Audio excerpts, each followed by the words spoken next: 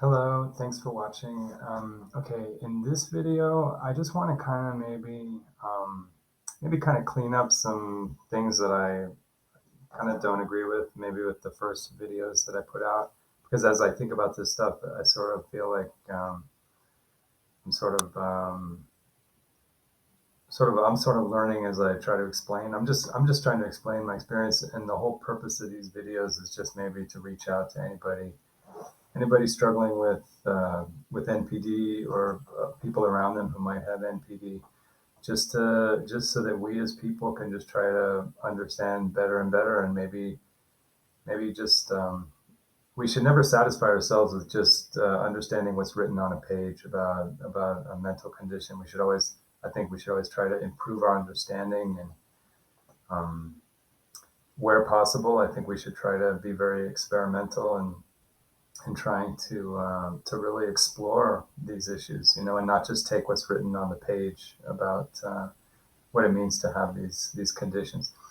Anyway, so what I wanted to talk about today was really just starting with the problem I see, and I'm sorry, I don't mean to cut down psychology, but I just think that we should challenge our sciences always, wherever they're at right now, to go a step ahead, because we have to demand of all of our sciences to keep improving and not just to stick with, like, say, not to regress into a fundamentalism where it becomes just almost like a religious, like a Bible thumping of what things are. I think we can always learn more, and I think we can always gain more insight. And the problem I see with basically the modality by which psychology sort of presents personality disorders is they're presented really as descriptions and not as explanations. Okay. So basically, when we think of a personality disorder, we think in terms of a description. Very little. I mean, yes, you'll hear just a little bit about the explanation of why a person is doing these behaviors or why they're stuck in this condition. But the main focus is just identifying and describing the disorder. So I just think whenever you see way too much percentage put on description and a very small perception put on explanation, I think we should properly view that as a deficiency. That's probably not how we would like it to be. We would probably like it to be where it's maybe 50% explanation, no, 50% description, and then about 50% explanation, more balanced. Okay, so I think we should really struggle and challenge psychology to develop that. And in the meantime, we should probably experiment and explore our own theories as to why, more explanation. No, yeah, explanation as opposed to just description.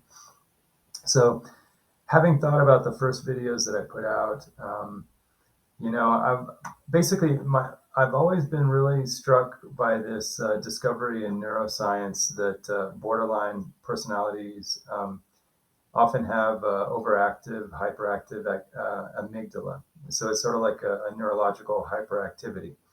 So that's always been very interesting to me, and I just kind of have an intuition that that's happening also with NPD, because I think NPD, just every NPD that I've ever met, ever seen, they seem a little keyed up. They seem a little aroused, a little hyper, a little fast.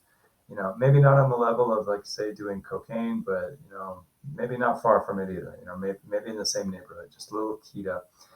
But as I think about it more, I think it's really not my place to try to guess too much about neurology. And also, I know the brain is way more complex than we probably even neuroscientists think it is. So I think basically the one thing that I want to avoid is just what I think psychology does. Well, this person was exposed to abuse, and so therefore, boom, just a reaction. I don't think it's that magical. I think that yes, there are bad things that happen when we're young, but I think it's not just a magical thing where I'm just around a certain thing and then I just click into a personality. I think there is neurological reactions and some kind of neurological condition that's taking place that can explain, what's really happening. It's not just the magic of the story, basically. So I just think we should try harder to kind of explore maybe what is the neurology of being in a hostile environment, okay, especially when we're very young, you know. And we can leave it short of trauma because, maybe trauma is like, okay, I saw my dad kill my mother. Okay, that's trauma. Okay. Or maybe I was in a car accident with my dad and we were unconscious and, in ICU or something like that. I mean, that's, I think we should save trauma for the real trauma. But as far as like, say, what is it like to be a 2 or 3 year old and hear my mom like wailing and screaming, when you're that young and you hear an adult, just exploding with inappropriate, excessive anger, excessive, volcanic rages and shrieking and stuff. I mean, that's not the same thing as having a gun put to your head, but it is actually very disturbing. Okay, because what I think it does is I think it makes children feel like they can't even trust their parents, like they're not in a safe place.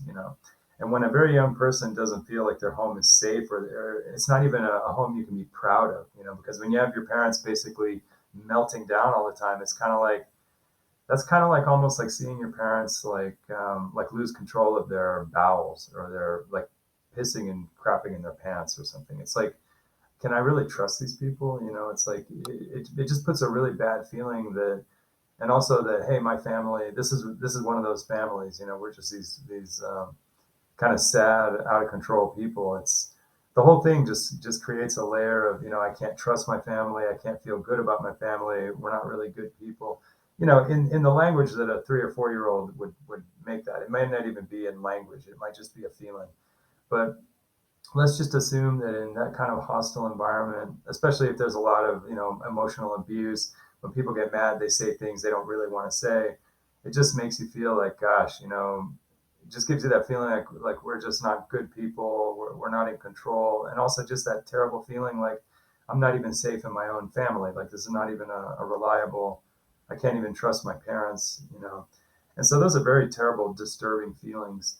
And what would that do neurologically to a person? Okay. I'm not satisfied with the magic of, oh, I was around that. And so now, boom, it's just, that's too magical. That's too easy. I think we should struggle to ask ourselves, what is really happening neurologically? And the only thing that I can think of is that from my experience, okay, and I have had experience, let's say, I used to fly airplanes, and that's a fact. I mean, and I've done things that require maybe dealing with things that are a little bit dangerous, and also just in my life experience, I know that when I'm in a situation where I feel like things are a little more in crisis mode, or a little more urgent, a little more serious, I think my brain has a different way of processing information. Okay. So, like when I'm really peaceful, when I'm just walking in the woods and it's just a beautiful day and the breeze is blowing and I'm just listening to a waterfall, obviously I think I'm processing differently. I'm saying, hey, look at that beautiful flower, look at that rabbit, just a beautiful sky. It's like your brain is definitely processing in a different manner. I think when we're under threat and we're in, like, say, a crisis, or we're feeling very uneasy about our security, basically, I do think that it's natural for us to kind of streamline our attention and have more focus, and we lose kind of peripheral vision, and we lose, like, say, we don't have time to process incompatible ideas at that time. So we're just kind of one at a time. I'm going to take care of this target, and it's kind of like target mentality, or like crisis mentality. So basically, I'm not going to talk anymore about the amygdala and all that because I don't know the neuroscience. I don't want to pretend to talk about that. But I just think that we have to accept that, the crisis mode, I think, should ideally just be once in a while, like once every 2 weeks, once every month, once every 3 months, once every whatever.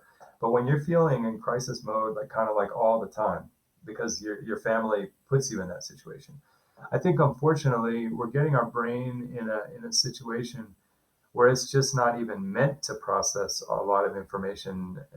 Let's say the same way we would process it if we were more peaceful. So basically, this is the theme here. I want to avoid uh, getting into understanding personality disorders just through description. Like, say, 90% description and 10% explanation. I'd rather get into looking at the personality disorder as 50% description, like understanding what are we looking at, what are the symptoms here, how do we know that or have an idea this is a personality disorder, or it looks very close, versus about 50% explanation, trying to get the explanation, because we don't want to hurt ourselves by, let's say in recovery, focusing 80%, 90% of our attention just on our symptoms and really only leaving about 10% for the explanation, like, why am I acting like this? Why am I acting arrogant? Because it may be that the explanation of why we act arrogant, or why we act, we act kind of like, um, don't really appreciate other people and just have, weird fantasies. Like, why is that happening? Because it may be the why is not really so, it doesn't, it may be like a whole different reality than the symptom, So instead of like, oh, I'm going to try not to be so arrogant, maybe that's like wasted energy, because maybe the real issue is maybe the state of our brain and how we're processing information. You know what I mean? That gives us a better target to focus on. So anyway, so what I'm thinking is that, and again, everything I say, I'm speculating, because I just want to promote other people with NPD to also think, maybe on a different level, not so much on the symptom, but more on the explanation, So I just think that I really want people to think about, if they have the same issues that I have, I want people to think about, try to think of different times in your life when you've had different levels of crisis, like maybe more intense and maybe less intense. And if we can just try to wonder if maybe the more crisis, the more keyed up we are, alert we are for like a crisis mentality, if maybe it just isn't natural in that state to process information the same as if we're more relaxed and under less stress. Okay.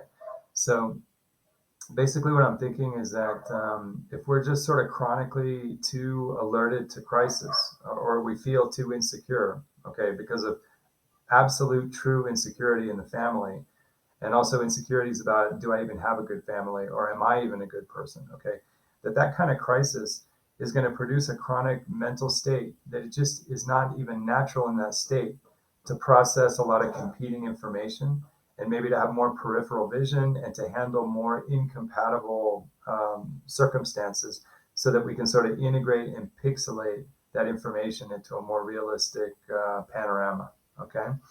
So basically, I'm starting to think then that maybe what's happening with NPD is not really a neurological disorder. No, we're actually acting as a brain should act in crisis.